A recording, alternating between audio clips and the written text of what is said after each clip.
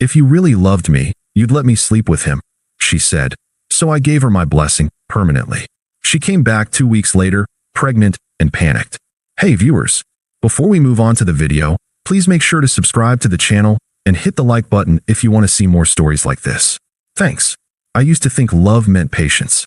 That if you stood by someone long enough, gave them understanding, supported their goals, it would all come back around eventually. For a while it did. Or at least, it looked like it. Maya and I met 3 years ago at a mutual friend's birthday dinner. She was magnetic, the kind of woman who could walk into a room and make every conversation shift toward her without even trying. I was quieter, more grounded. She liked that about me at first. Said I made her feel safe.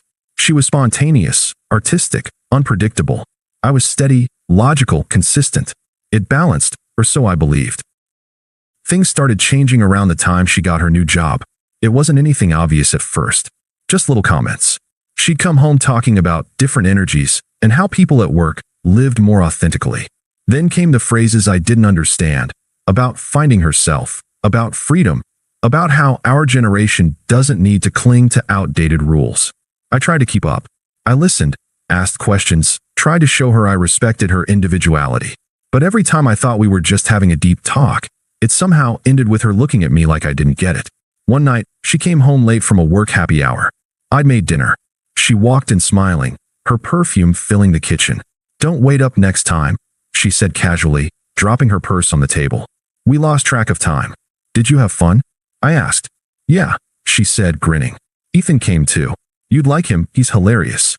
That was the first time I heard his name. She mentioned him again a few days later, then again the week after that. "Ethan says monogamy is just a social construct," she said once, laughing over her phone. "He's kind of right, don't you think?" I didn't answer right away. She noticed. "Relax," she said. "He's just a friend. You're so traditional sometimes." It wasn't jealousy. It was the tone. The way she said traditional, like it was something to be ashamed of. I told myself it was a phase, new job, new crowd, new ideas. She was 28, still figuring things out. I'd been with her through worse moods. So I stayed patient. But patience started to feel like standing still while she moved further away. She stopped holding my hand in public, said it felt performative. Stopped saying, "I love you," back sometimes, claiming words weren't necessary when energy speaks louder. She spent more nights recharging with friends, and when I asked if something was wrong, she said I was being too intense. I didn't recognize her anymore, but I kept pretending I did. I kept cooking, working, checking in, showing up. The more she drifted, the more I tried to anchor us. Then one night, as we were sitting on the couch, she turned to me and said, "Do you ever feel like we're too conventional?" I looked at her, confused. "What do you mean?" She shrugged, eyes on the TV. "Just predictable. Like we're following someone else's rules instead of writing our own." I smiled faintly. "You mean, like a normal relationship?" She sighed. "See? That's what I mean. You always make it sound like I'm wrong for wanting more." "More of what, Maya?" She didn't answer, just got up, kissed my forehead, and said, "Forget it. You wouldn't understand." That was the first time I felt it, the quiet sense that something inside us had shifted and no amount of patience was going to fix it. Maya came over late one Friday night. I'd noticed she'd been quiet all week. No calls, short texts, none of the usual love yous that used to fill the silence. When she finally walked through the door, her expression was set, like she'd already practiced what she was going to say. "Can we talk?" she asked. "Of course." She sat across from me, twisting the strap of her purse. "I've been thinking about us. About connection. About what love really means." I knew the speech already. I'd heard versions of it for months. Always about how she felt boxed in by commitment, how she needed to explore her truth. But this time, her tone was different, almost rehearsed, like she was preparing to justify something. "I've realized," she said slowly, "that love should be unconditional. Real love means giving your partner freedom, not control." "Freedom," I repeated. "We both have freedom, Maya." "Not that kind," she said, shaking her head. "Emotional freedom, physical freedom, the freedom to follow attraction without guilt." I blinked. "You're saying you want to see other people?" She gave a small, pitying smile. "You always phrase things so harshly. It's not about seeing someone else. It's about being honest about desire. If you really love me, you'll understand that." For a few seconds, I couldn't even respond. I just stared at her, trying to make sense of what she was asking for. You want to be with someone else? I finally said. She held my gaze and nodded, almost proudly. I need to. For me. To figure out what I want long term. And you expect me to be okay with that? She shrugged, exasperated. I expected you to love me enough to trust me. I thought you'd want me to be happy, even if that means I have to experience other connections. Something in me went still. All the little comments, the late nights, the philosophy about freedom, it all connected. This had been building for months. I leaned back, choosing my words carefully. If that's what you need to do, Maya, I won't stop you. She looked startled. Wait, you're serious? You said you need to figure things out. I'm not going to fight you over it. Her expression flickered between confusion and relief. So you're giving me your blessing? I nodded once. If that's what you call it. She searched my face for anger and didn't find any. I knew you'd understand, she said softly, as if she'd just won an argument. I didn't respond. I just watched her gather her things and leave, humming quietly, as if she'd just made a brave, noble decision instead of dismantling everything we'd built. When the door closed, the apartment felt heavier, quieter. I remember thinking, so that's what love means to her. Freedom without consequence. I didn't text her that night. I didn't text her the next day either. And for the first time in 3 years, I felt the weight of something breaking cleanly, like a rope finally snapping after too much strain. The next few days were quiet, not peaceful, just hollow. I didn't block Maya. I didn't delete her number. I didn't even check her social media.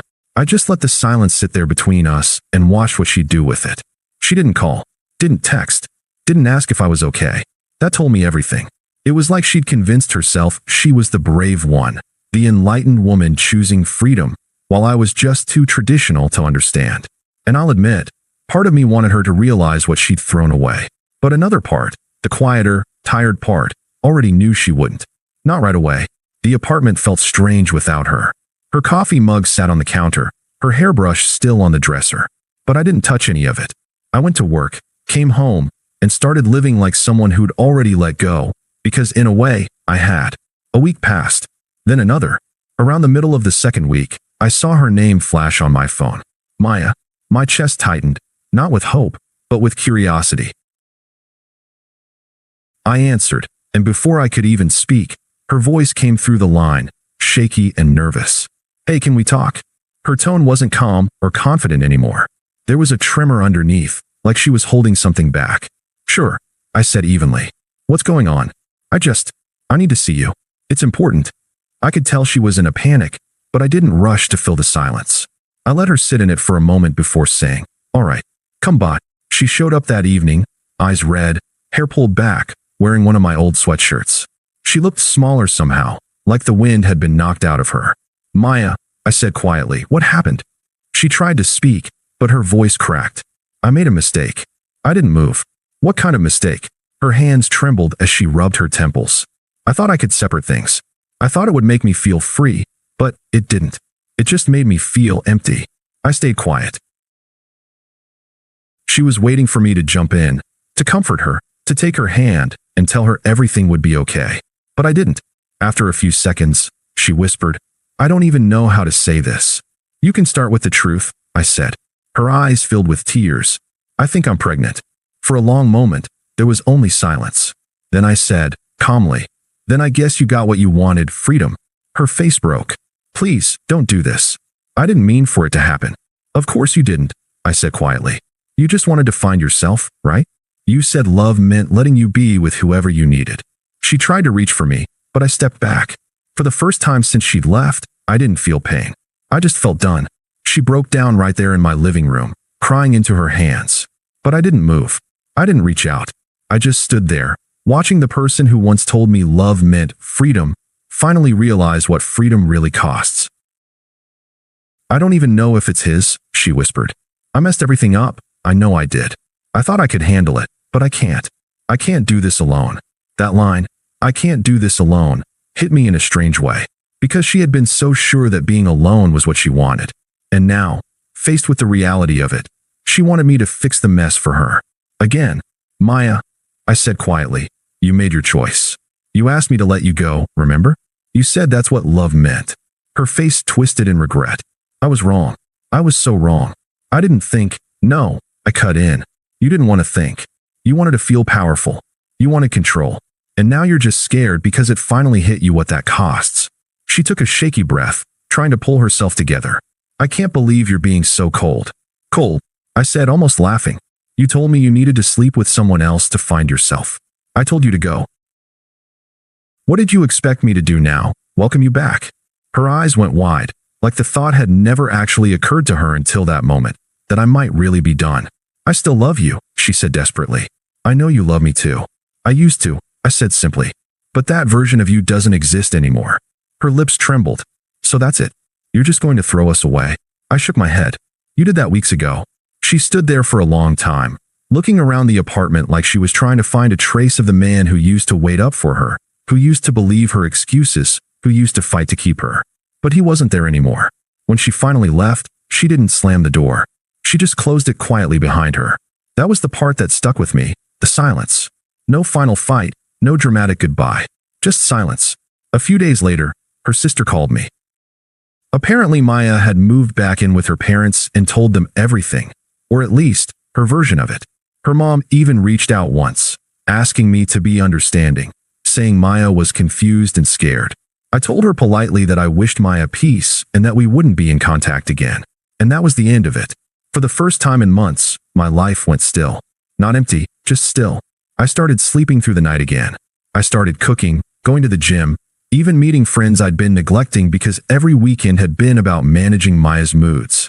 It's strange how quickly peace feels like a luxury once you've lived without it. Sometimes I catch myself wondering if she ever really loved me, or if she just loved the version of herself that she could see through my eyes. But those thoughts stopped coming eventually, because deep down, I knew the answer.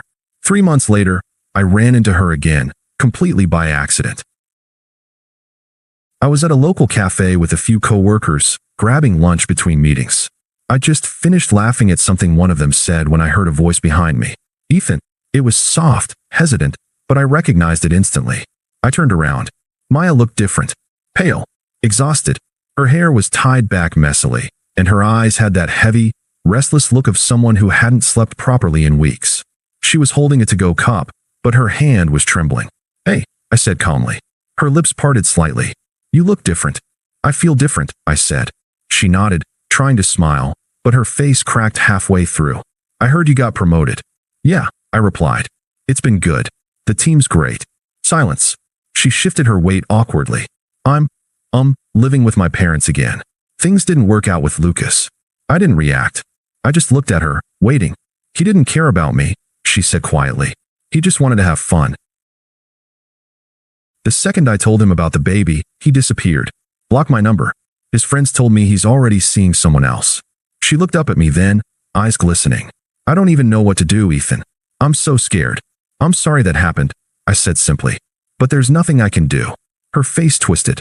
You don't mean that. You're not that cold. You've always cared about people. I do care, I said.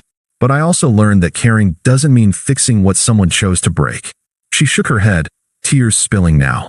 I was stupid. I thought you'd fight for me. I thought you'd try to stop me that night. I did, I said quietly. By letting you go. That shut her up for a few seconds. Her expression flickered between disbelief and heartbreak. I thought you'd always love me, she said. I did love you, I said. That's why I let you have what you thought you wanted. But love doesn't survive disrespect. The words hung between us for a while. I wasn't angry anymore. Just done. Her voice broke.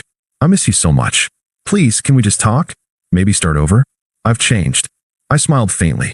You said that before every line you crossed. And each time, I believed you. That was my mistake, not yours. Her tears turned desperate. You can't just walk away from everything we had. I already did, I said, standing up.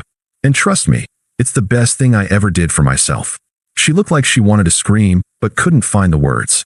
Just trembling, silent, shattered. As I left the cafe, I didn't look back. I didn't need to. I've learned that peace doesn't come from getting closure. It comes from realizing you don't need it. Maya taught me that love without respect is just self-destruction dressed up as devotion. And for the first time in a long time, I was finally free. Thanks for watching. Make sure to subscribe to the channel and hit the like button. What do you think about this story? Share it in the comments.